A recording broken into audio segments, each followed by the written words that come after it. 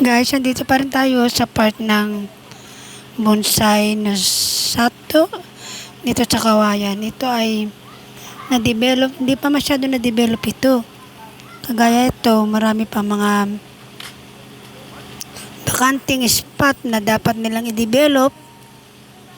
Dito pwede ka rin ditong umupo, magtambay, may karaoke dyan. Dito tayo parte, maglakad-lakad.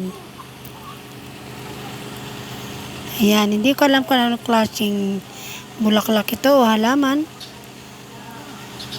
Ito ay isang magandang bonsai na parang kinarap nila to. Hindi ko lang sure. Pero bonsai kung tawagin ito sa Isabela. Ayan, tugas ang tawag nila dyan. Maliit lang siyang halaman, parang maliit lang, kagaya nito. Parang na tawag dito. Dito naman tayo sa parting ito na pwede kang umupo, magduyan. Yan, pwede kayo umupo, mag boyfriend or girlfriend. Duyan kayo dyan, pwede kayo magpa-picture. Malaking place ito. Garden siya pero hindi pa masyadong na-develop. Malapit lang po ito sa airport ng Kawayan, Isabela. Ito, pwede ka rin umupo dyan, magpa-picture. Dyan, lakad-lakad ka, pwede ka rin umupo rito sa may lamesa, may payong. Tapos dito, maraming mga lamesang kagaya nito, maliit na bonsai ito eh.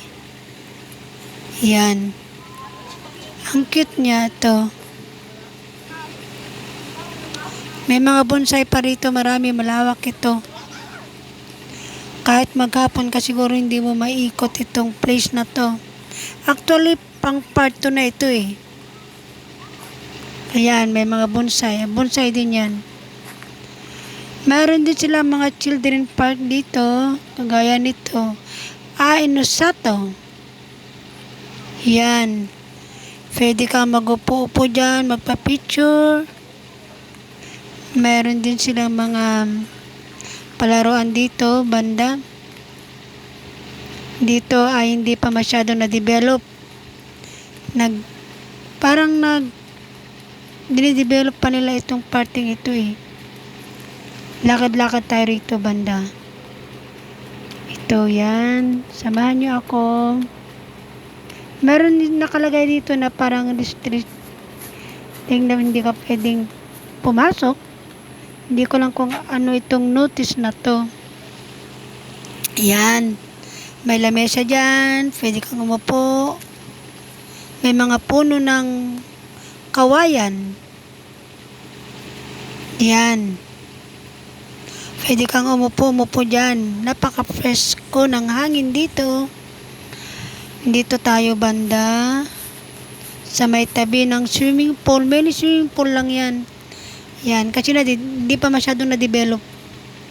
Yan. May upuan din siya dyan. May payong. O tilon kung tawagin yan sa amin. Yan, pwede kang maligo dyan. Yun nga lang, may bayad.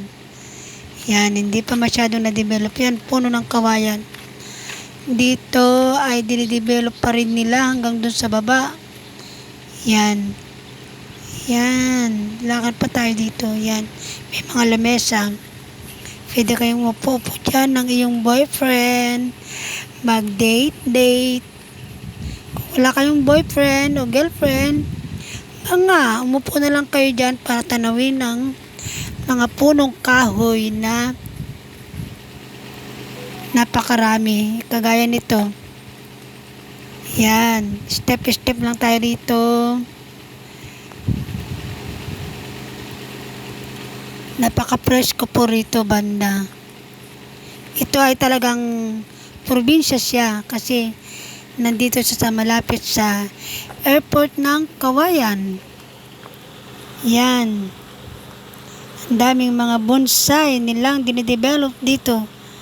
Ang maganda lang dito, may children park siya, may swimming pool, may mga, basta marami, kompleto siya. May mga ukay-ukay pa nga siya rito, banda.